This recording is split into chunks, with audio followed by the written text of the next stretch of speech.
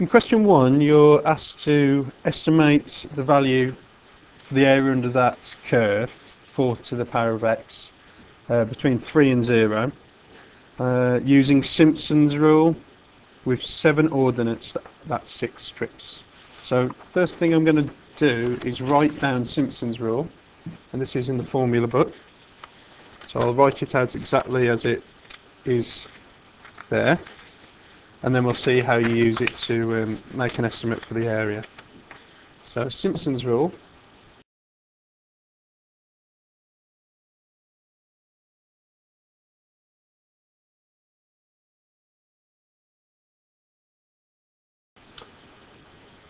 So what we're going to do is, it says it wants 7 ordinates, 6 strips. So that means that if I come to this curve here, I want to break this into 6. So it's going to be straight there, like that. And so I've got 7 ordinates, and I'm going to make a list of what those ordinates are. So firstly, x0 is going to be 0, and x1, which is this one here, is going to be a half, and x2 is going to be 1. Come down a little bit. x3 is going to be 3 over 2, or 1.5. x4 is going to be 2. x5 is going to be 5 over 2, or 2.5. And x6 is going to be 3. Okay, so there you are. I've got 7 ordinates, and that makes the 6 strips. So what I'm going to do now is find the corresponding y value. Okay, and I just do that by subbing in that x value into the curve 4 to the power of x. So 4 to the power of 0 is just going to be 1. So anything to the power of 0 is 1. And then I've got 4 to the power of a half. That's the square root of 4, so that's just 2. I've got 4 to the power of 1, which is just 4. I've then got 4 to the power of 3 over 2. Well, that's the same as square rooting 4, which is 2, and then doing it to the power of 3, so that's going to be 8. Here I've got 4 to the power of 2, which is 4 squared, which is 16. And here I've got 4 rooted, which is 2, to the power of 5, which gives me 32. And finally, 4 to the power of 3 is 4 times 4, which is 16, times 4, which is 64. Okay, so now I've got all the y values I need. Okay. And then I just look at the formula that I've got here, Simpson's rule, and just write this down. We want integration between 4 to the power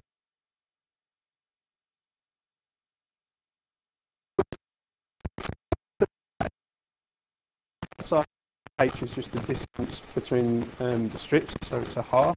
So it's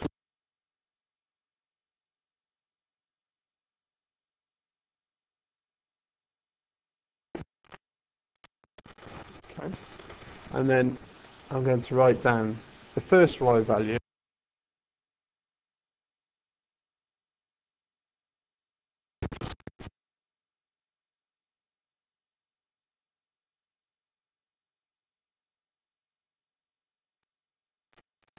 And odd ones. So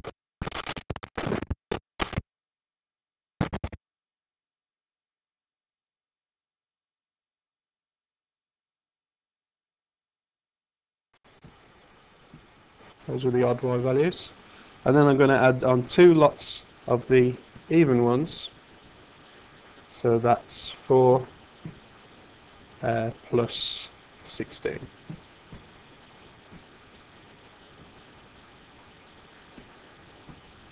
And all I have to do is just add all this up and multiply it all out. And I can do this on the calculator, but let's just see where we get to. Just doing it. So this is 1/6, and this is going to be 1 plus 64 is 65. And then I've got 4 lots. 2 plus 8 is 10, plus 32 is 42. And then I've got 4 plus 16 is 20, times 2, that's 40. Okay, and I can save myself a bit of time now. I'll grab the calculator. It's going to be, let's just check it's in the right mode. 65 plus 4 times 42 plus 40. 273, and then I divide by 6 because I want to sixth that. 91 over 2, 45.5. So that's my solution. That's my approximation. So that's what we're trying to work out is approximately equal to 45.5.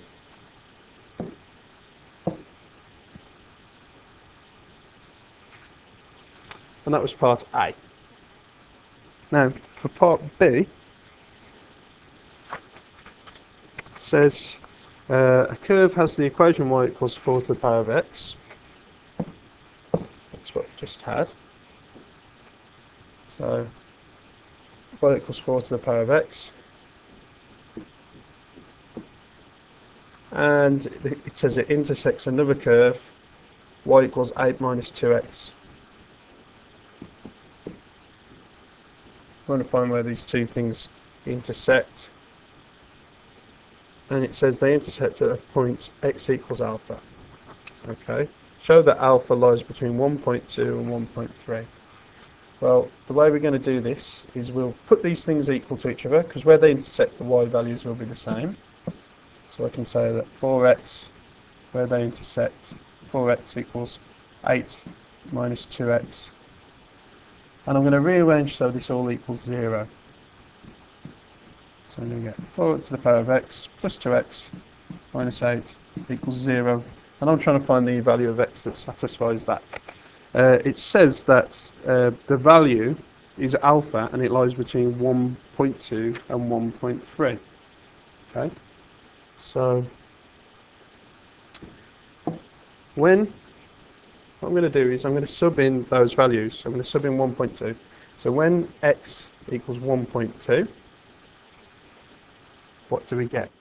We get 4 to the power of 1.2 plus 2 times 1.2 minus 8. And we'll just whack that into the calculator and see what answer we get out. So 4 to the power of 1.2, that's that, and then we're going to add 2.4, because that's 2 times 1.2, so I'll add 2.4, and then we're going to take away 8, and we get minus 0.322. Is it minus 0.322? Okay. Which is negative.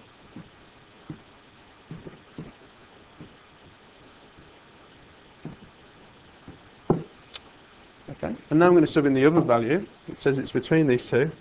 So when x equals 1.3,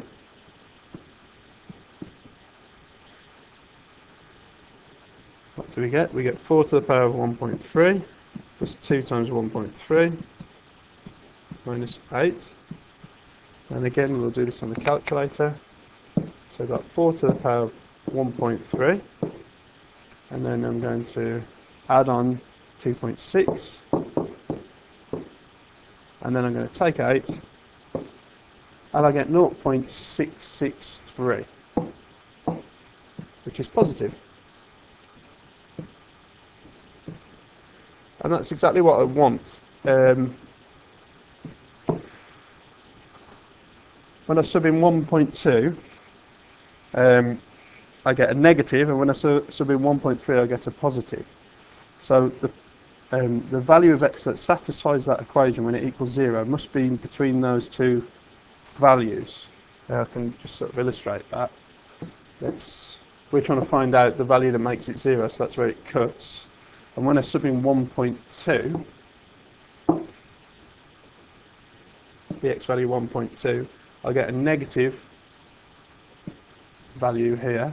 And when I sub in 1.3, the x value 1.3, I get a positive answer.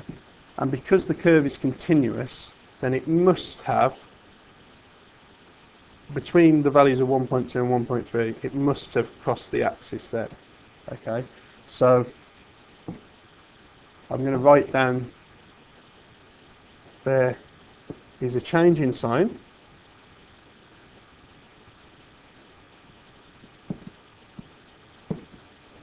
And because there's a change in sign, the value alpha that we want, that is the solution of the equation, the value of alpha has got to be between 1.2 and 1.3. So alpha is less than 1.3, but it's got to be greater than 1.2. And that's I.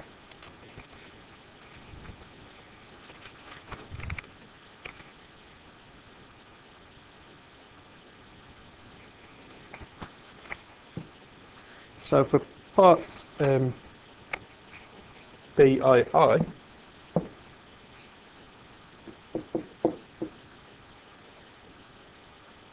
we're given the same expression that we just formulated, and we want to rearrange it for x. Okay, so I want to rearrange this for x. Because x is up there in the power, then I'm going to take logs of both sides. I'm going to take logs of both. Because x is up there in the power, I'm going to take logs of both sides. And that's what you do when you're trying to find something that's up there in the power. So I'm going to ln both sides in this case, because it's using ln in the question.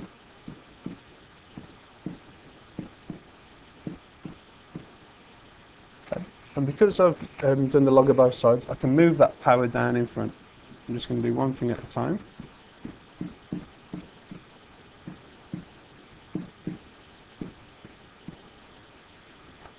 Okay.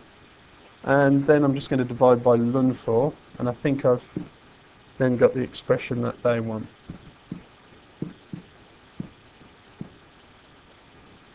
Ln 4. Okay.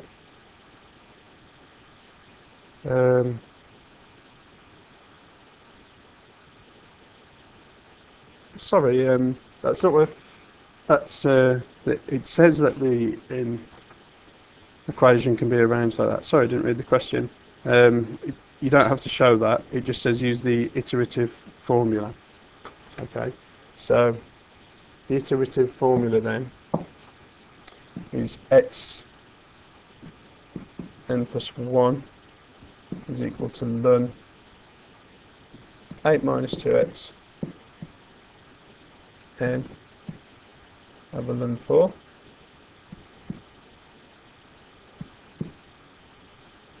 And it says that x1 is equal to 1.2. So all I'm going to do is I'm going to put 1.2 in there for xn. So if I want x2, I get ln 8 minus 2, 1.2, because that's what x1 is, over ln 4, and that should tell me what x2 is. And we want it to 3 decimal places, so let's just do that. So it's going to be ln of 8, ln of 8 take away 2.4 equals, and I'm going to divide that by ln 4,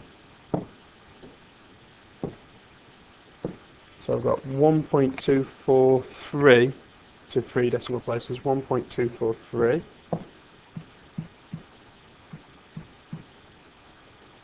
And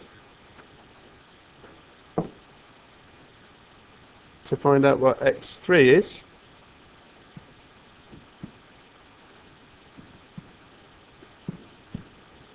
I'll just sub that value I've just got in, 1.243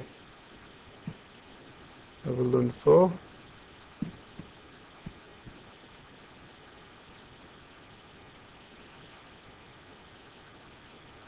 I'm gonna, yeah, that's fine.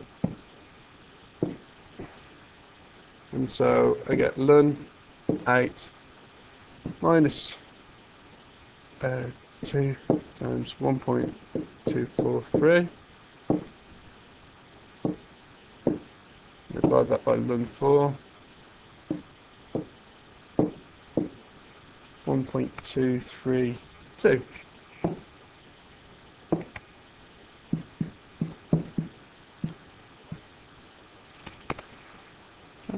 So there's my values of x2 and x3 to 3 decimal places.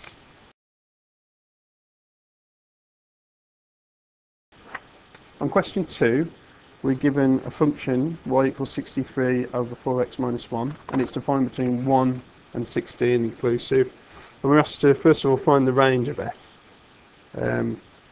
Now, the domain is the values of x we can put into the function, so I can put any value of x between 1 and 16 in, and the range is the values I can get out. So I'm trying to find out what can I possibly get out of this function. And the way I'm going to do this one is I'm going to substitute the values of x, the minimum and maximum values of x I can put into the function, and they should tell me the minimum and maximum values of x I can get out. So I'm going to sub in 1, which gives me 63 over 4 minus 1, which gives me 63 over 3, and that's going to be 21. And I'm also going to sub in 16,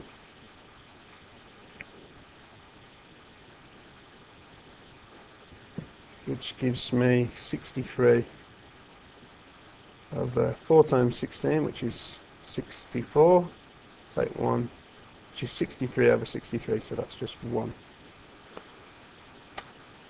Now, this gives me a range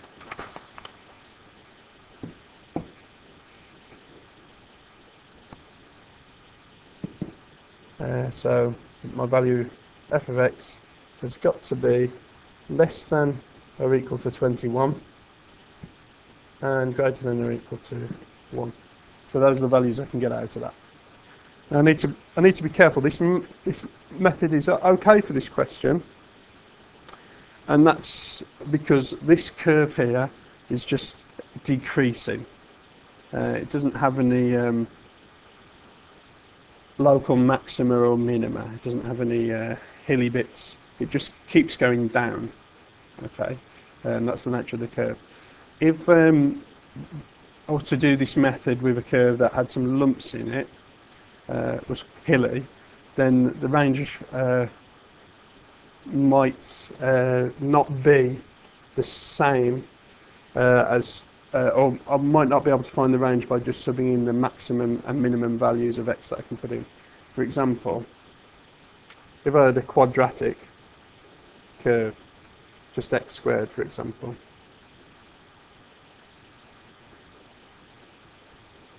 like this, and I said I'm going to define it between 2 and minus 1 here, and I sub in my x value and I get a y value here. I get a y value of 4, and I sub in my x value here, -1, and I get a y value of 1 here. Then the method we've just used would say that the range is that the function can have any value between 4 and 1. But that's not true, because in between these endpoints the graph dips below 1. So the actual range is from 0 to 4 in that region. Okay, and that's because there's a local minimum between the values. In this question we were okay. There's no local minimum. We know that just by looking at the equation. So I sub in the maximum and minimum values of the x to get the values of the range. Okay. Next thing, we're trying to find the inverse of f. Well, f of x is 63 over 4x minus 1. Okay, and to find the inverse function is when the output becomes the input and the input becomes the output. So what we're going to do is change the x's here to, I'm just going to do it like this. I'm going to write this as y equals 63 over 4x minus 1, so I'm going to use y. And then I'm going to swap the y and the x round, so I get, because the output is now going to be the input, so I get 63 over 4y minus 1. Okay, and then I'm going to rearrange for y. Okay, so the inverse function is when the output and the input swap. So let's just rearrange this, and I'm going to first of all multiply by 4y minus 1 until I get that, and then I'm going to divide by x, and I'm going to add 1, and then I'm going to divide by 4, so I get 63 over 4x plus a quarter. Okay, which is the inverse function. And finally, I've got to remember that I put the y in, and y is the inverse function. So the actual inverse function, f to the minus 1, I can swap the y now, is going to be a quarter. Take a quarter out. 63 over x plus 1.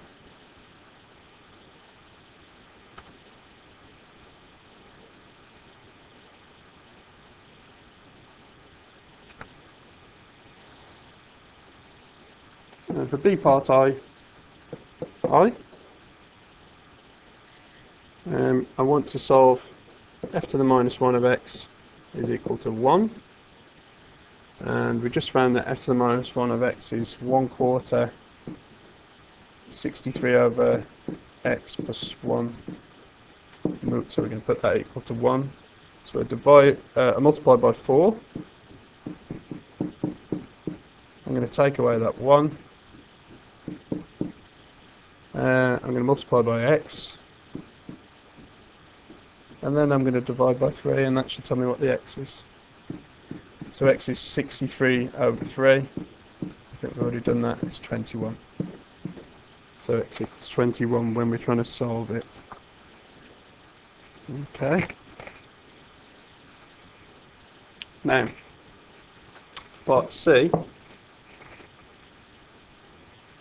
we're told that there is another function g, and that's x squared, and it's defined between minus 4 and minus 1.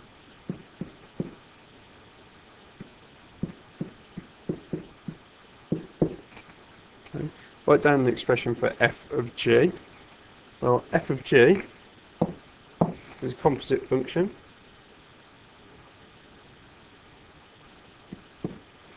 Is me putting g, x squared, into f. So this is me writing 63 over 4 g x. That's me substituting the g in for the x. Take 1. So that's me putting g into the function of f. And g was x squared, so this is 63 over 4x squared minus 1. Okay, so that's the f of g. And then we want to solve this equation when it equals 1. So again, I'm just going to put it equal to 1.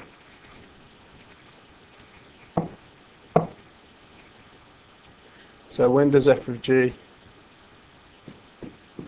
equal 1? Well, that's when 63 over 4x squared minus 1 equals 1. So multiplied by 4x squared minus 1. You can add the 1 to both sides, so 4x squared equals 64. Divide by 4. So 64 divided by 4 is 16. So x squared equals 16. And then I do the square root. Square root of 16 is plus or minus 4. However, I've now got to think about what, now I've got my answer. You always get a question like this. I've got my answers plus or minus 4, but now I've got to think about, well, what actual values was I allowed to put into the function? And in G, I wasn't allowed to put a plus 4 in. So that can't be a solution. The plus 4 can't be a solution. Only the minus 4. I was only allowed to put values into G between minus 4 and minus 1. So the plus 4 solution doesn't count. Okay. So let me just write that. X equals 4 is not within the domain of cube x, so can not be a solution.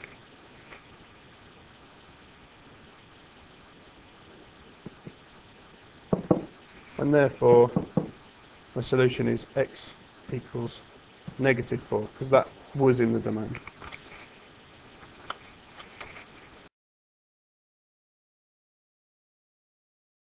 Question 3, for 1 mark, it says that y equals 4x cubed minus 6x plus 1 dx. Who wants to do that? Do y dx, just 1 mark. Yeah, go on. 12x squared. Yeah. Minus 6. Minus 6. Okay, and that's part A, 1 mark. Easy, right? And then it says hence, that's important, hence solve, or hence integrate between 3 and 2, 2x squared minus 1, 4x cubed on the bottom, minus 6x plus 1. Okay, and give your answer in the form they've got there. Right. Yeah, absolutely right. On core 3, if it asks you to integrate something, it will tell you how to do it. It will say integrate using substitution, and it will tell you the substitution. Or it will say integrate using integration by parts, and then you know the method. If it doesn't tell you the method, then it's got to be by inspection. Okay, so this isn't integration by parts or by substitution, it's by inspection. Okay, so there should be a way that you can just look at this and tell me what the integration is. Why does it ask you to do that differentiation to start with? It says hence. So why does it ask you to find that? Brill. Okay, so what we can do is, you might want to write it out like this. The top of the numerator of this fraction that we're trying to integrate is 2x squared minus 1, and the thing we just differentiated, we got something that's 6 times bigger. So I'm going to write on the top here, just to make it really clear, the top is 1/6 of the thing we just integrated, of the thing we just differentiated. Is that right? Is that the same thing? Now what's the bottom? The bottom is the thing we differentiated, isn't it? Now, when we're trying to integrate a fraction, and the thing on the top, the numerator, is essentially the differentiation of the thing on the bottom, apart from a coefficient, in this case a sixth. What is the integration? No? Yeah, the answer here is going to be, if the numerator was exactly the differentiation of the bottom, it would just be ln of the bottom. Because it's not exactly, it's got sixth in front. Take a sixth out. Remember, when you're integrating and there's just a number here, a coefficient, you can actually take it outside of the integration there. Okay, so that sixth doesn't have any influence on the integration there. So it's 1/6 ln 4x cubed minus 6x plus 1, and I've still got to just sub in this 3 and 2. Okay, is everyone happy with that? Any questions? Okay, so what we're going to do is just sub in the values. So I've got 1/6 ln, and I'm going to sub in 3. So I get 3 cubed is 27. That's 4 times 27. What's 4 times 27? 108. Will I take any word for that? 108. And I've got take away 18, and then plus 1, is that right? That's when I sub in 3. And then I take away when I sub in 2. So 2 cubed is 8, and 4 times 8, I did this earlier, didn't I? 4 times 8, that's 32, isn't it?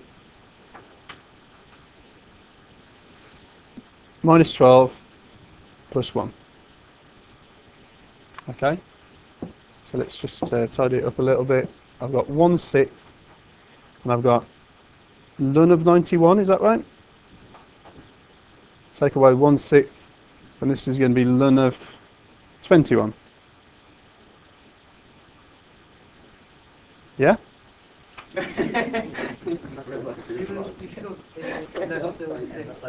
Take a sixth out. Okay, let's do that.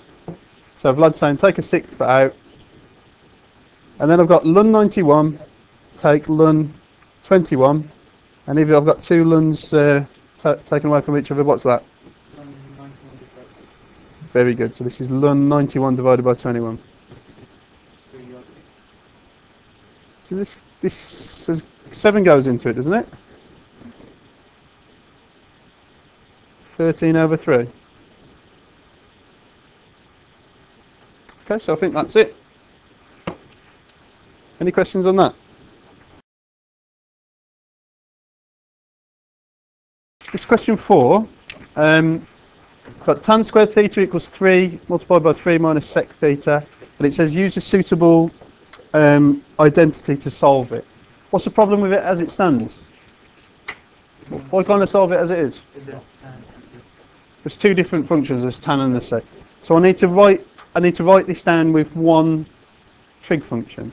So what would be a suitable identity to use? Tan squared theta, yeah, is equal to sec squared. Now, do you guys remember how you remember these? Yeah, if you take sine squared theta plus cos squared theta equals 1, and you divide it through by cos squared, you get one identity, and if you divide it all through by sine squared, you get the other one. So, I'm going to change tan squared theta for sec squared minus 1, yeah?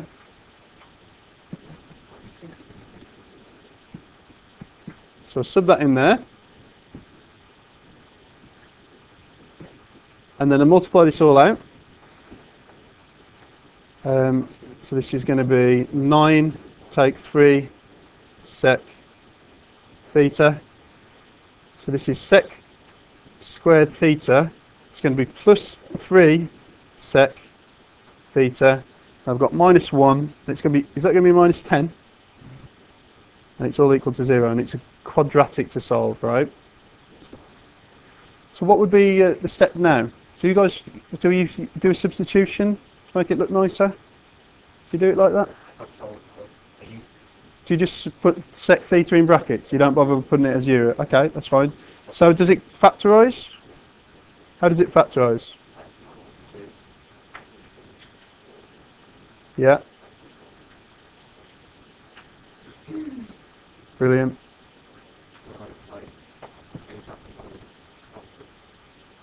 Yeah, so this is let's just write it. Let's just write it underneath, and then so sec theta equals 2, and also sec theta equals -5, and sec is 1 over cos, right? So this is 1 over cos equals 2. So does that mean that cos theta equals 1/2? And this one, cos theta equals 1/5, minus 1/5. Okay, are you happy with that? And we're in the range of 0 to 360. So how do I go around and find the cos theta? Say again.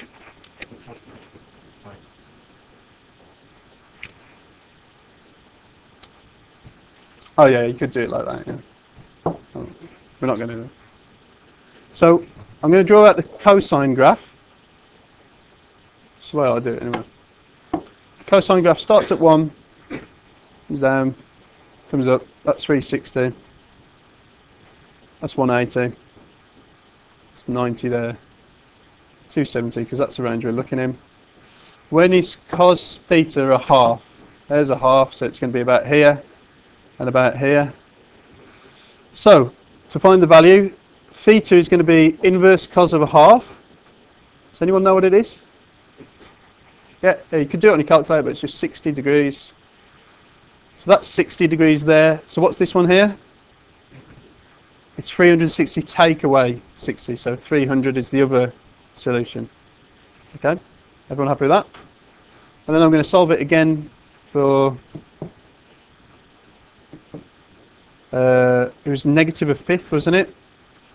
Okay, so you can put in negative 1/5.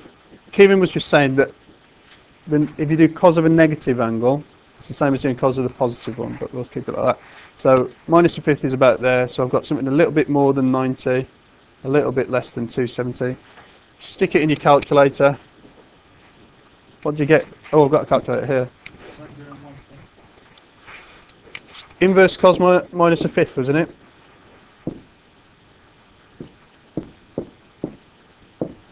(101.5) to the nearest decimal place, it says. 101.5 degrees. And the other one?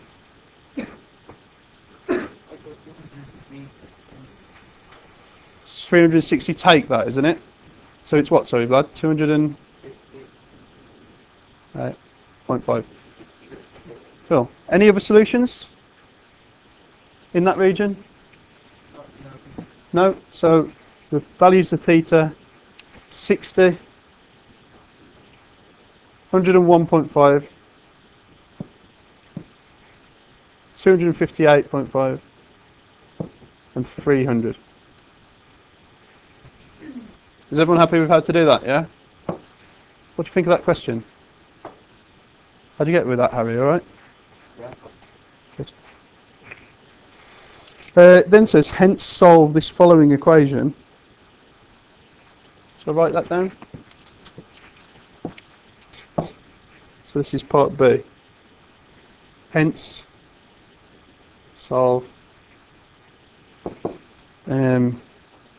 tan squared 4x minus 10 is equal to 3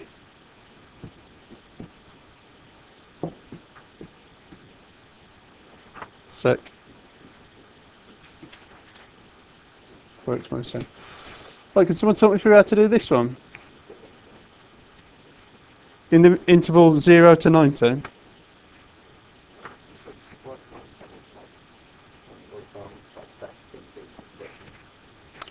Yeah, you can. What we can do is we can say theta. Let theta equal 4x minus 1. Yeah. Okay. Now, the theta values we were looking at. This is the only thing you've got to be careful with. Your idea is fine.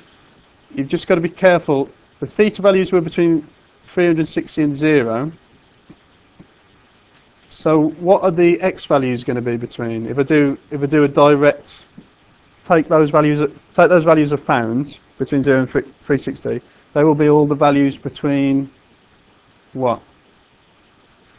That should be a 10, shouldn't it? Yeah.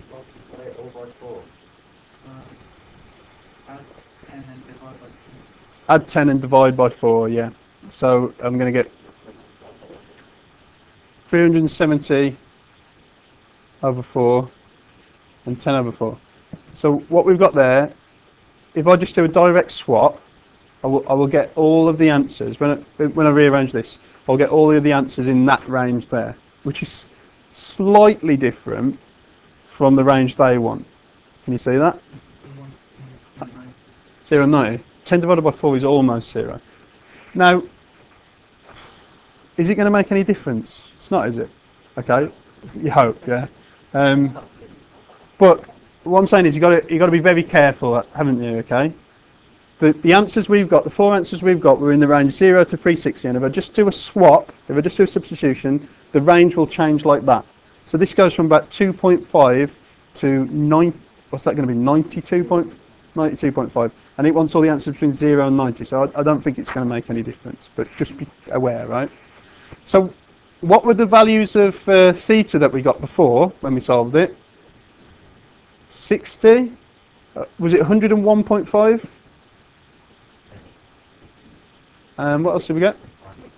258.5, and then 300.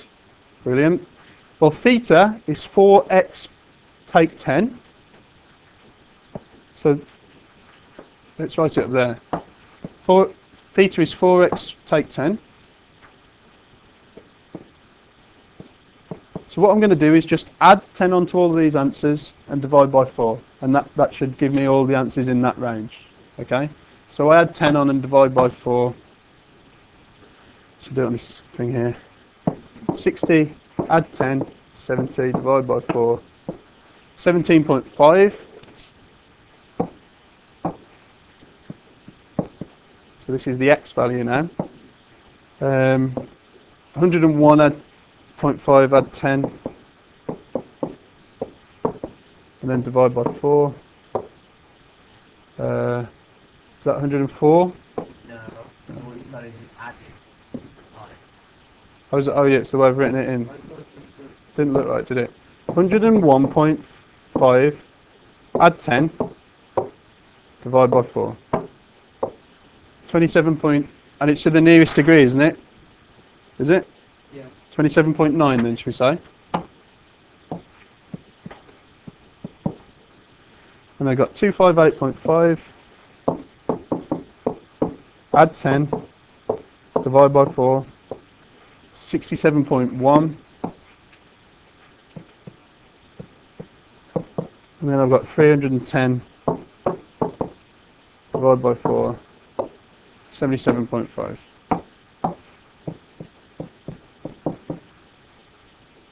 Okay? Everyone happy? So the only thing I would say you've got to be careful of there is that when you make the substitution, make sure that if the range has changed that you're looking in, if the region you're looking in has changed, make sure you don't get extra answers that suddenly are in that range now. Okay, but that's it. What do we think of that? Is that okay? We want a sequence of 2 geometrical transformations that map the graph of y equals ln x to y equals 4 ln x take away e. Okay, who wants to tell me then? 4 marks. Translation. Yeah, you have to write down the word translation. In the x-axis, in the x direction.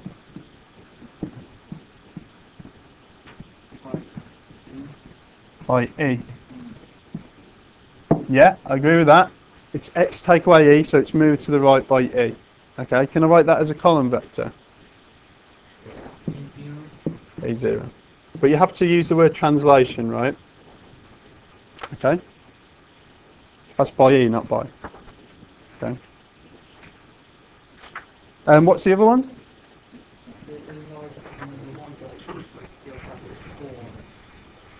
Yeah, it's a stretch or an enlargement in y direction. Scale factor 4. Okay, I agree with that. So if it's in the x direction, is that when you like make it track? So like if it was 2, it would be half. Yeah. Now, let me pause this a sec. Okay. Now we've got to sketch a graph of y equals 4 ln x minus e. Modded. Okay. You going to talk me through this then, Aaron? How are we going to do this? Okay. We're trying to sketch a graph of y equals the modulus of 4 ln x minus e. How do we do that? What would be your thought process for that? Well, I'd start off with drawing a ln x graph. Yeah? I think. Because we've just discussed what the transformations are from a ln x graph, right? So draw a ln x graph. What does that look like?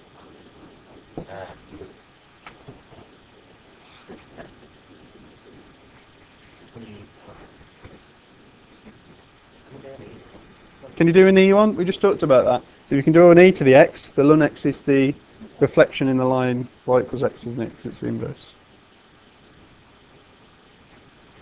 Yeah. It's going to go like that, isn't it? Yeah. Does something like this. Starts from down here and then cuts there. Where does it cut? 1. Y1. How do you know it cuts at 1? Scary strong. Where did the e to the x graph cut? 1 on the y. Cut at 0, 1. So this one was cut at 1, 0, right? Okay, good. So what were the transformations? What then happened to the graph? E was taken away. So it's moved to the right by e. Yeah. So where does it cut now?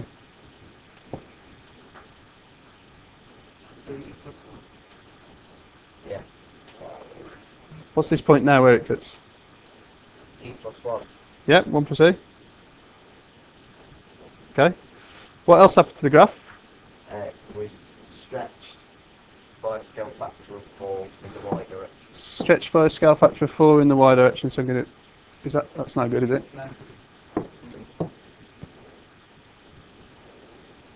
So that just means it's... I can't really draw... It still cuts at 1 plus e though, yeah? Yeah. You know, you can just... Let's just keep it the same, shall we? Something like that, yeah? Yeah. Still 1 plus e. And then what does the mod do then? It gets rid of... It flips all the negative values. Yeah, Makes so it positive. the mod of it is going to get rid of that negative bit, And it's just going to flip it back in. flick it back That. this way Yeah. or that way? No.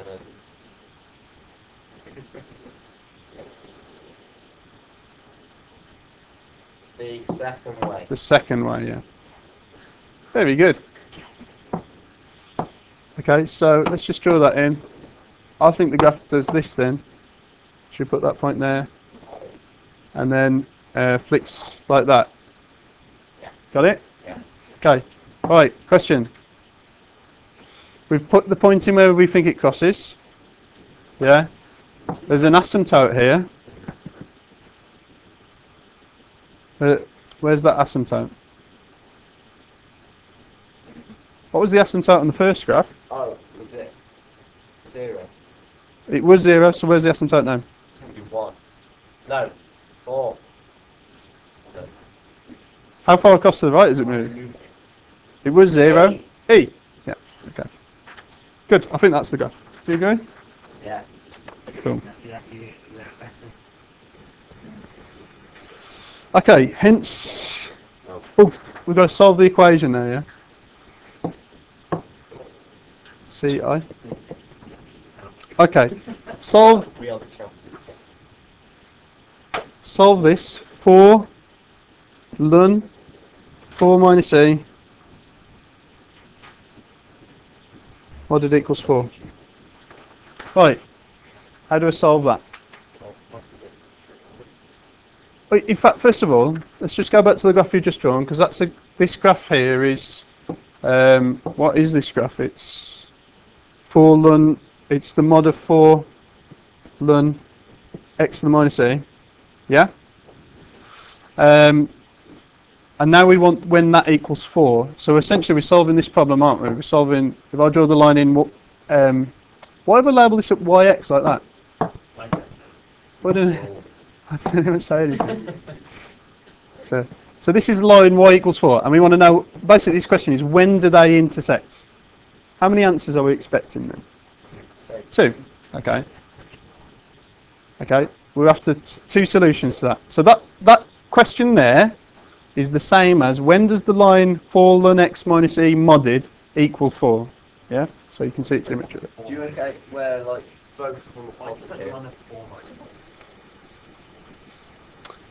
Is that should just be x minus e there, should it? Sorry. You solve them Yeah. solve them simultaneously when both of them are positive, and then when one of them negative.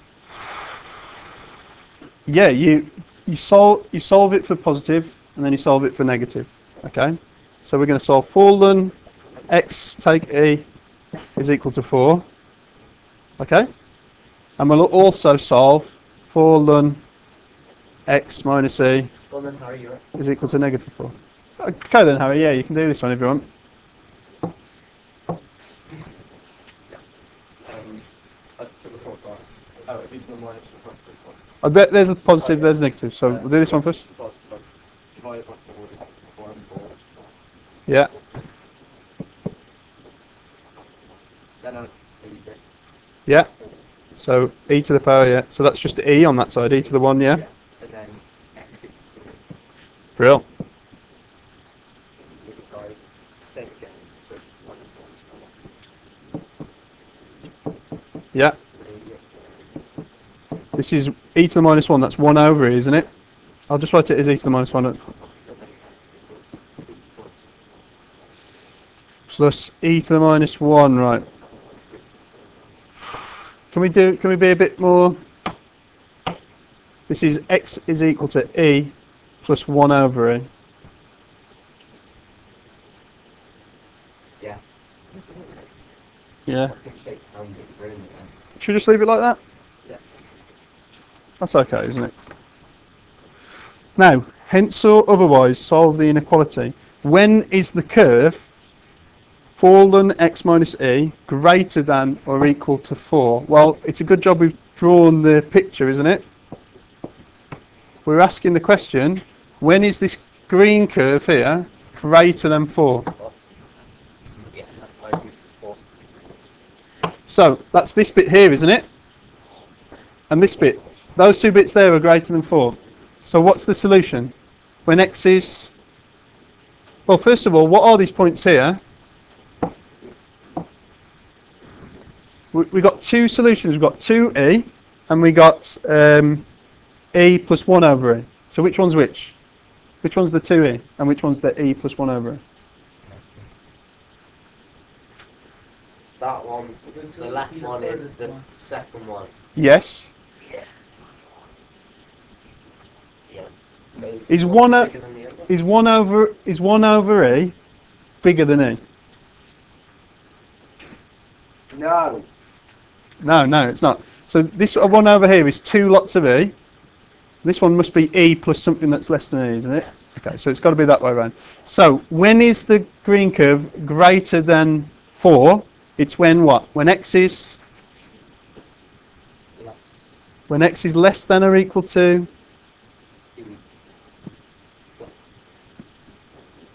Yeah, and when x is 2e. Brilliant. I think that's right. Yeah. So,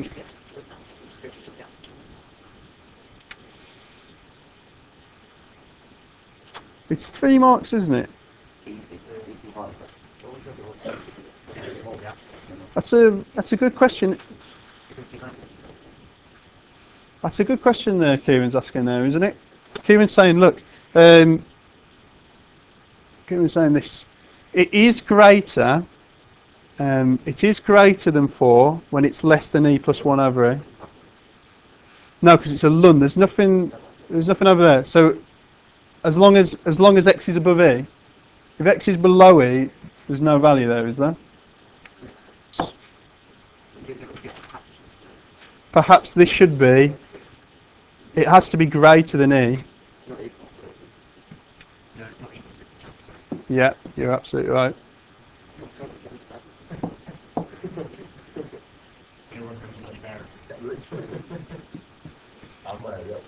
Do you get that? Does that make sense what Kieran's saying? So I actually think the answer will be that on the mark scheme.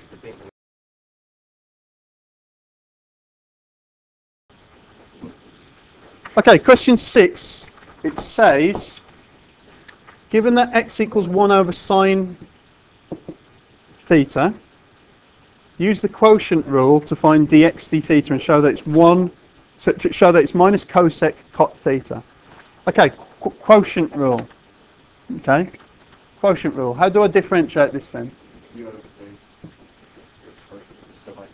So dx d theta is going to be what? How do I write down the quotient rule? V. Sine theta is V. Yeah? What's the differentiation of 1 then? 0. So this is just 0. Take away 1, the differentiation of sine, which is cos. So this is just cos. And then what's on the bottom? Sine squared. Brilliant.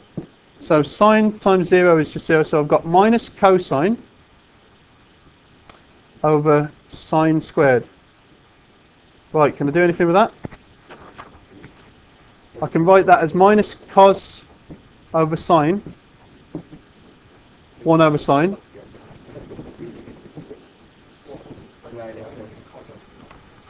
Say that again, sorry. What's cos over sine? Guys, what's cos over sine? Cot. And what's 1 over sine? Cosec. And that's what we're trying to show, isn't it? It's just they've written it the other way around. Very good. What do you think of that? That's not too bad, is it? Okay, and so we've got to use a substitution to find this next one, right? This doesn't look very nice, does it?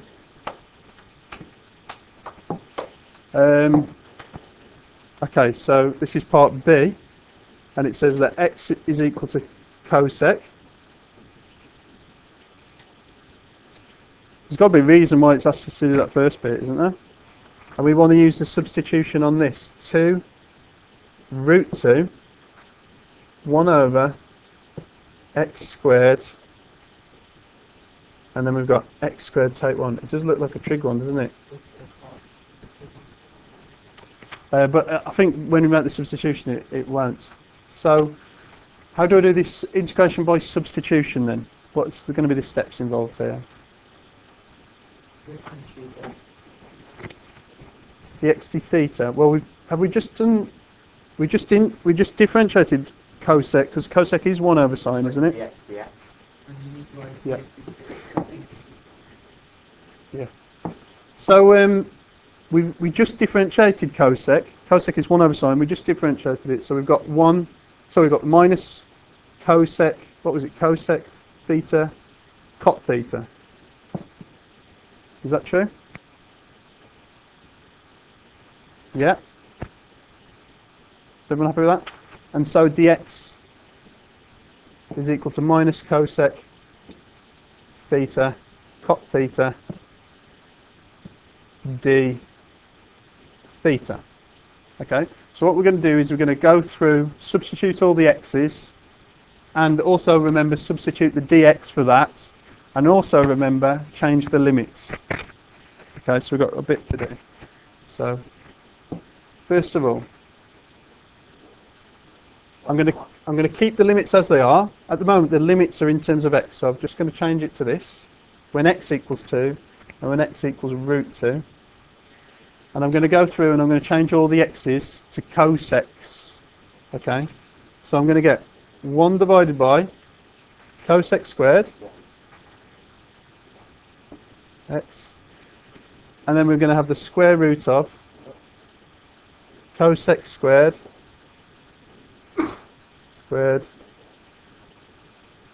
take 1, and there's 1 on top, and dx, we're going to multiply by dx, so I can change this to the dx, which is a minus in front, cosec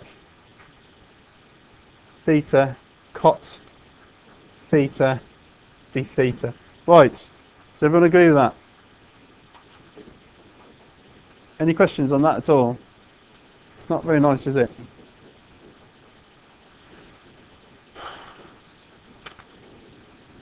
Okay, who can tell me what to do next? I'm right there. I think, does everyone agree I've substituted it in okay?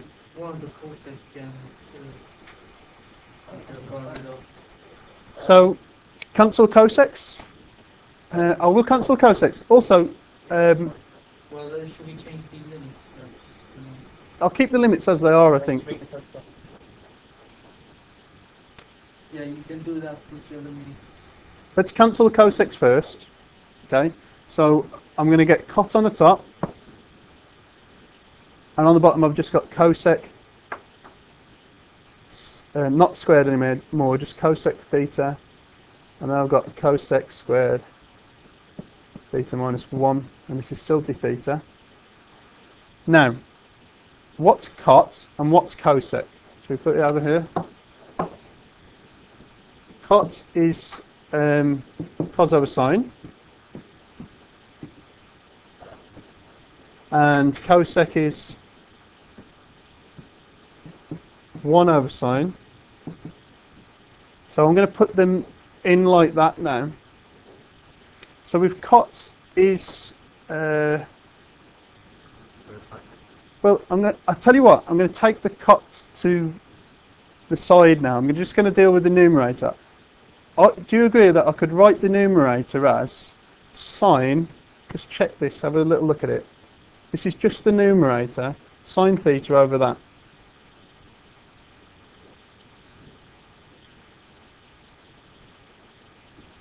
And I've got to times it by cot, and cot is cos over sine. So the sines are going to go, aren't they? So I think I'm there. I've still got these limits, by the way. 2 when x equals 2, not theta, when x equals root 2.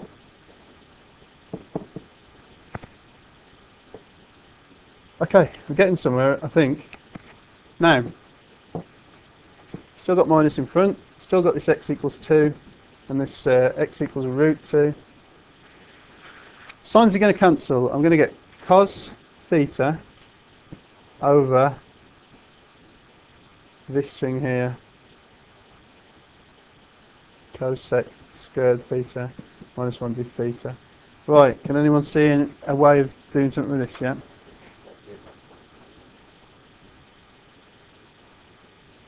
No. No, it's just meditation. Say that again.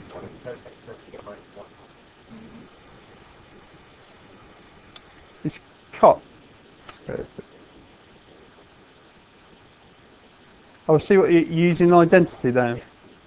Yeah. Okay. So we've got the identity.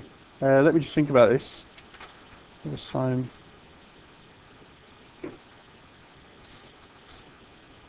It's going to be 1. Isn't it 1 plus cot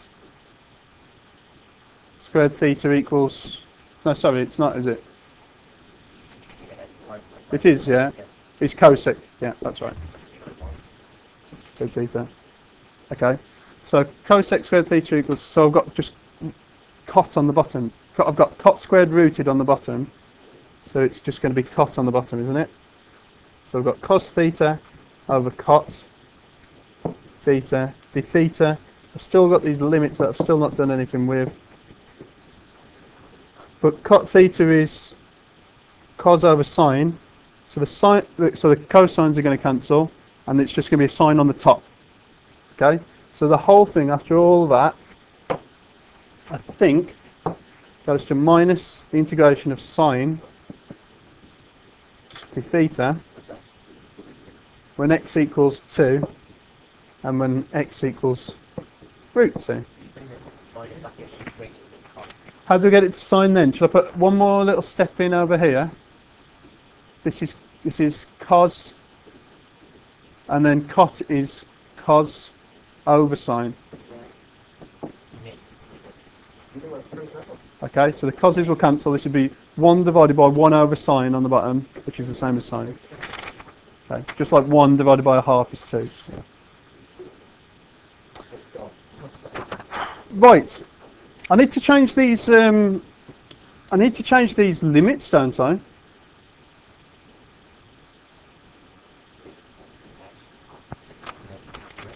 I think the best way of changing the limits might be. I'm just coming back up here. We've got two values. We've got when 2 equals cos and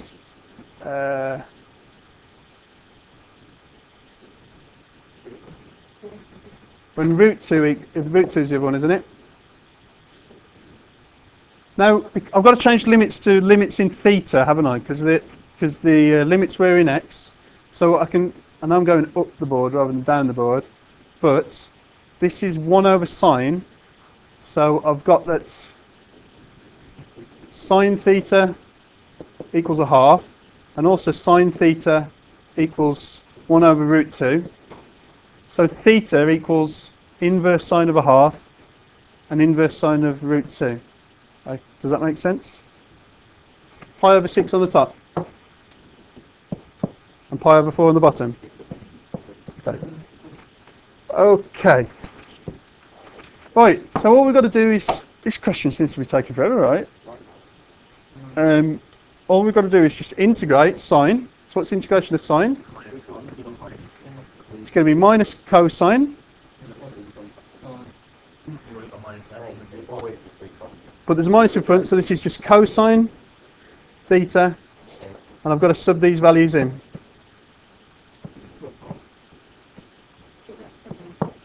What's cos pi over 6?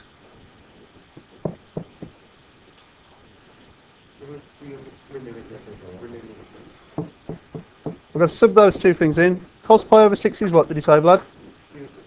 Root 3 over 2. And cos pi over 4? Root 2 over 2. So the whole thing is root 3, take root 2 over 2. That's the whole question done, is it? That's not very nice, is it? To 3 significant figures. Why does it want your answer to 3 significant figures, Vlad? 1, 6. 3 significant figures.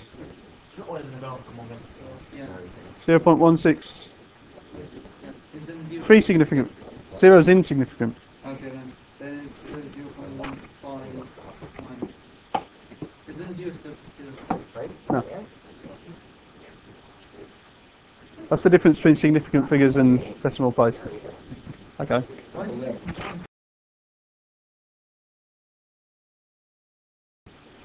Okay, so in question 7 we've got this equation, and we're trying to find the values of the two stationary points. So this curve is stationary when the differentiation dy dx equals 0. So I'm going to differentiate it and put it equal to 0 and find the x and the y values for that so I can get the coordinates. Okay, so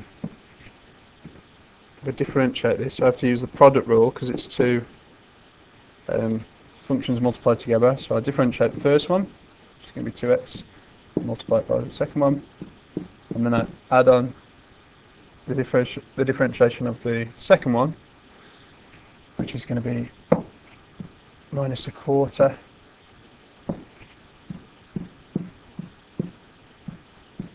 squared e to the 4. Okay, and I want this to equal 0, so let's put it equal to 0 and we've got to try and solve this. So we're going to factorise it first. So I'll take e to the negative x over 4 out, which means inside my brackets I've got 2x, take away 1/4 x squared. We want that to equal 0.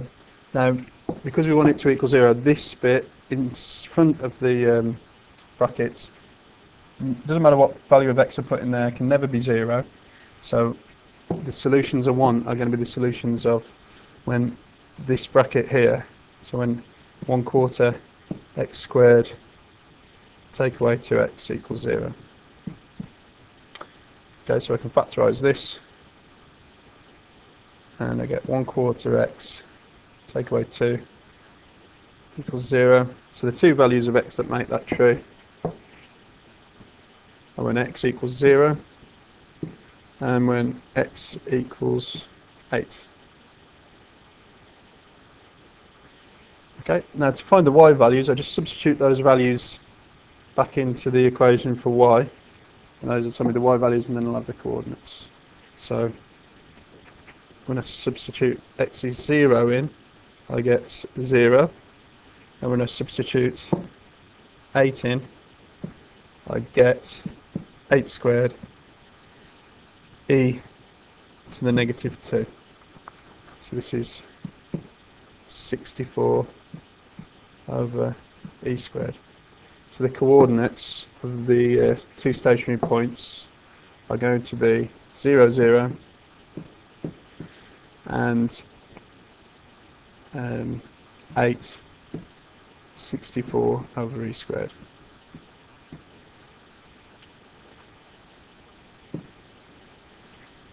Okay. Now for part B,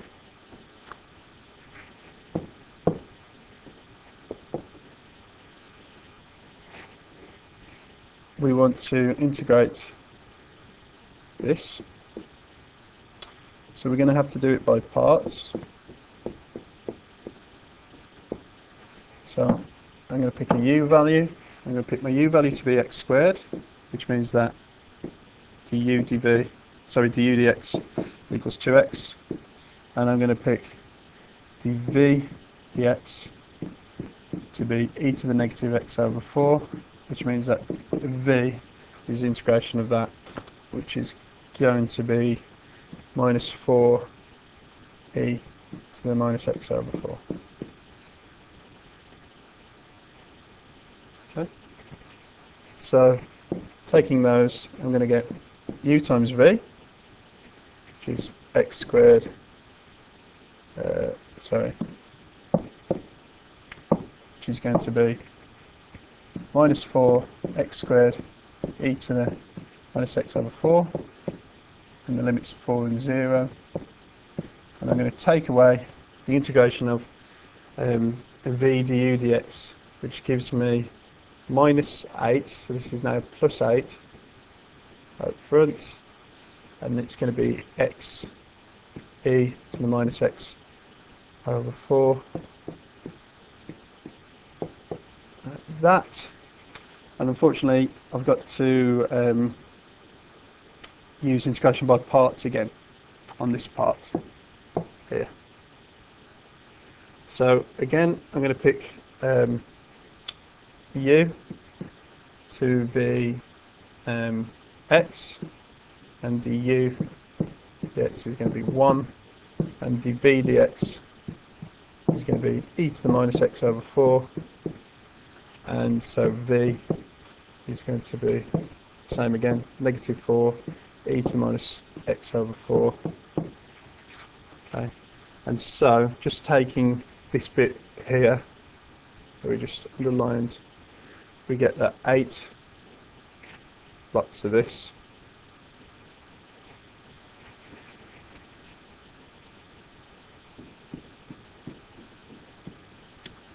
is equal to the new u and v.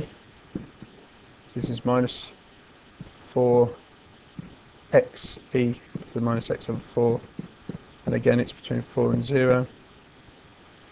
Take away the integration of v to u dx, so this is going to be plus 4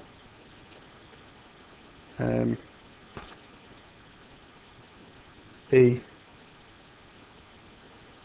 to the minus x over 4, 4 and 0 dx. And I've got to remember actually that this is all multiplied by 8. Okay. So, let's write all this out. This means that the thing I'm trying to integrate between 4 and 0, x squared e to the minus x over 4 dx is equal to, we go right back to the top, this bracket here, this minus 4x squared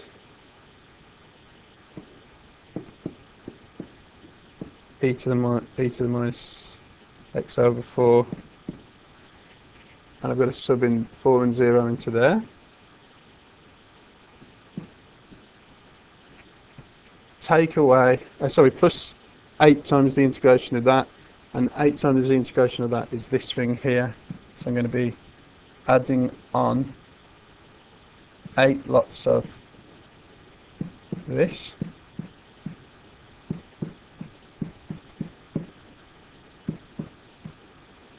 And also I'm going to be adding on 8 times 4, 32,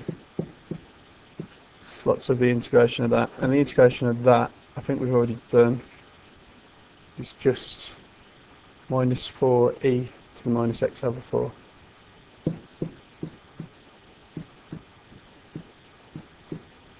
And again, that's between 4 and 0. So now I'm just going to go through and start subbing 4s and 0s in. Okay. So if I sub 4 into here, I'm going to get I'm going to get 4 squared, which is 16, which is minus 4, so this is minus 64 e to the negative 1. And if I sub 0 into there, I'm going to get 0, so that's the first one done.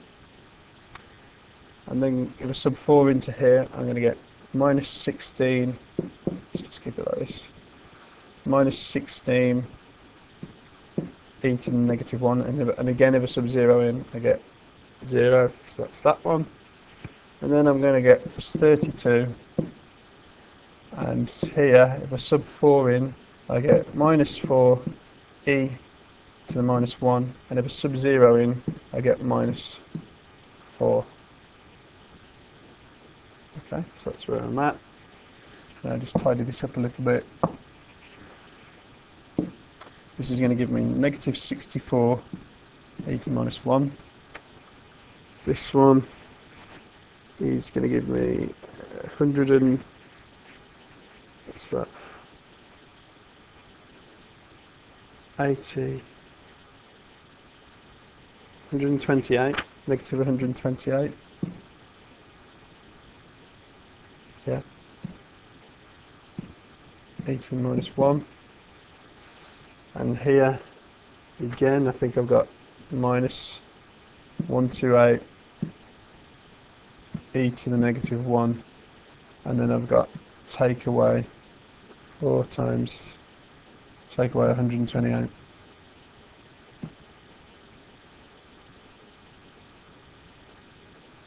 This should be plus here, shouldn't it? Okay, because it's net minus and minus, so I've got a plus here as well. Okay, so finally, just putting all this together, how many e to the 1s have I got? 256.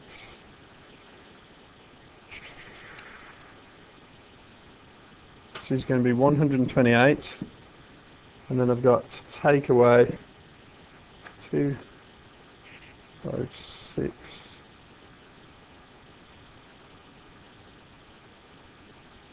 6,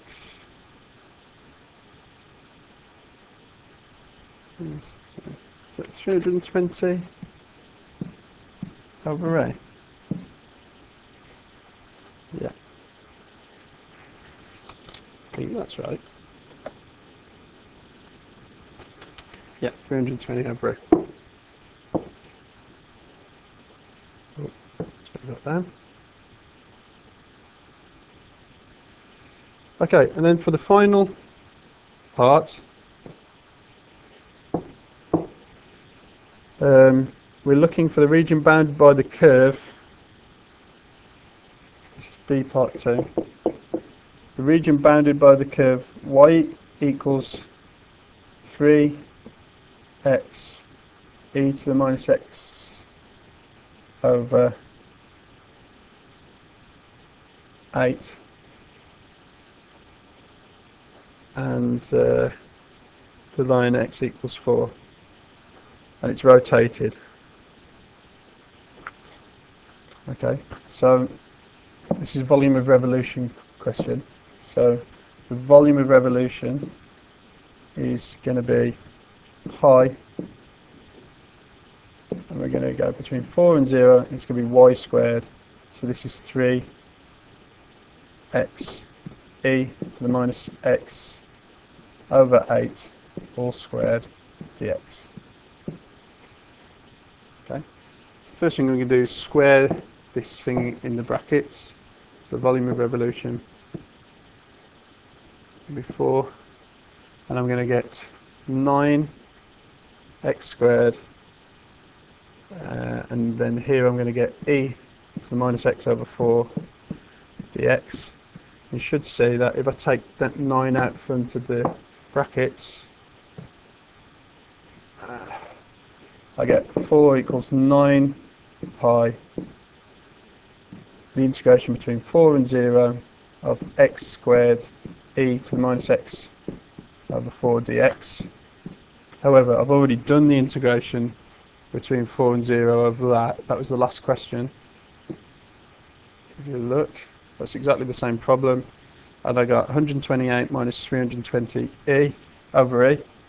So this volume here must be 9 pi times 128 minus 320 over e. Okay. So that's the volume of revolution.